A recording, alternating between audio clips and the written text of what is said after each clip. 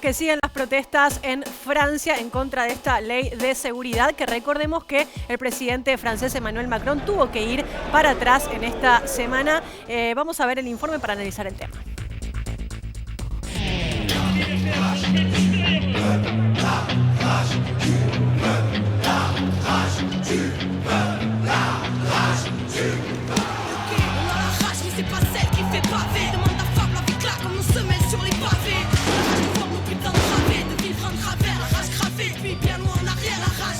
Presionado por multitudinarias protestas, Emmanuel Macron se vio obligado a dar marcha atrás con la ley de seguridad global impulsada por su gobierno, ordenando la revisión de la norma y particularmente del polémico artículo 24, que limita la difusión de imágenes de policías y gendarmes. Una medida fuertemente cuestionada por diversos sectores, incluso dentro del oficialismo, por atentar contra la libertad de información y expresión, pilares de la República Francesa. Je pense qu'on est tous choqués par la dérive autoritaire de ce gouvernement et ses conséquences également sur le terrain. Donc il est d'une importance extrême de défendre les libertés individuelles, collectives et en particulier syndicales dans ce pays. Donc c'est pour ça qu'on est là, c'est pour ça qu'on continue également à défendre nos revendications. El artículo 24 dispone un año de prisión y 45.000 euros de multa a quien difunda imágenes del rostro de un agente de las fuerzas de seguridad con el objetivo de atentar contra su integridad física o psíquica, una situación ambigua y difícil de interpretar, ya que, en los hechos, restringe el derecho a documentar los abusos de los efectivos policiales, una constante en los últimos años. Et évidemment, l'interdiction de filmer aujourd'hui dans le monde de l'audiovisuel, de ne pas pouvoir filmer ce qui se passe, c'est évidemment une atteinte à la liberté de la presse, tout simplement. Desde que se conoció el texto de la ley, la oposición, organismos de derechos humanos, sindicatos de prensa e incluso la Defensoría del Pueblo alertaron sobre este peligro. Sin embargo, la norma fue aprobada en la Asamblea Nacional y girada al Senado para su tratamiento en enero. Pero el rechazo al artículo 24 siguió en aumento.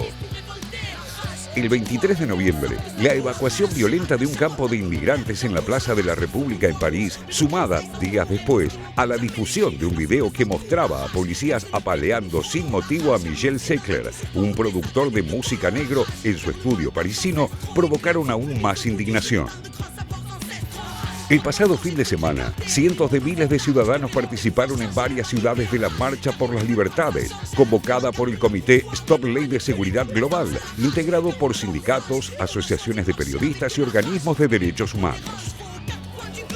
En París, la masiva movilización culminó con episodios de violencia fuertemente reprimidos por la policía, con un saldo de varios efectivos heridos.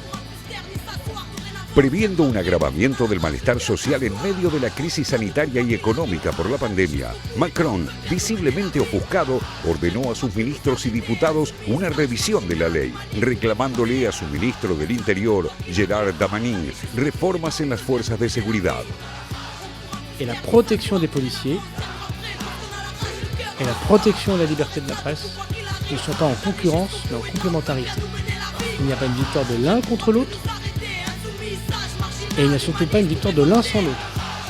Bien sûr, on ne doit pas pouvoir, coûte que coûte, protéger absolument les fonctionnaires de police, mais on ne doit pas non plus, coûte que coûte, sous prétexte effectivement que les choses font un débat, et un débat vif, je ne l'ignore pas, passer par part des fracas la vie des femmes et des hommes qui, dans leur vie professionnelle et leur vie personnelle, doivent être protégés. Darmanin, cuestionado por sus exabruptos durante la crisis, debe ahora consensuar con una oposición reacia a hacer concesiones a un gobierno acorralado por la opinión pública, una modificación de la iniciativa destinada a proteger a fuerzas policiales denunciadas durante años por abusos, violencia e impunidad. Vous en avez rendu compte vous-même, monsieur le ministre, ce matin, car vous avez dit « Les images que j'ai vues cette nuit m'ont choqué et c'est pourquoi je demande un rapport de l'inspection générale de la police nationale. » Donc vous voyez, les images sont très utiles pour réprimer les abus de pouvoir et vous voyez que la première des libertés dont les citoyens ont à jouir, c'est celle de pouvoir contrôler ceux qui exercent l'autorité. Reculez, monsieur le ministre. Arrêtez tout ça. El debate sobre seguridad que se abre así en Francia se conecta también con la cuestión de la inmigración y el racismo que está naturalizado en vastos sectores sociales.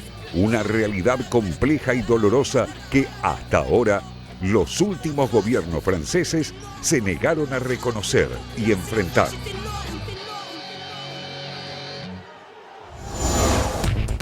Emmanuel Macron llegó al gobierno después de pulverizar el sistema de partidos de la Quinta República, con esta idea de llevarse la izquierda de la derecha y la derecha de la izquierda y con eso construir un nuevo centro político en Francia. Muy refundacionista en sus inicios el gobierno de Macron, logró implementar muy tempranamente la reforma laboral, muy controvertida, pero después empezó a presentar otra serie de reformas que no siempre tuvieron el éxito legislativo que tuvo la reforma laboral. Vamos a repasar algunas. La primera de ellas es la reforma educativa, que planteaba, entre otras cosas, una reforma del sistema de bachillerato, planteaba también la escolaridad obligatoria de los chicos de 3 años, y también la reforma del sistema de bachillerato, decíamos, y también reformas en las universidades. Hubo una reacción muy fuerte contra la reforma educativa. De todos modos, fue aprobada en julio de 2019. Segunda reforma, el impuesto al carbono. Seguramente se acuerden, no tanto por la reforma en sí como por la reacción.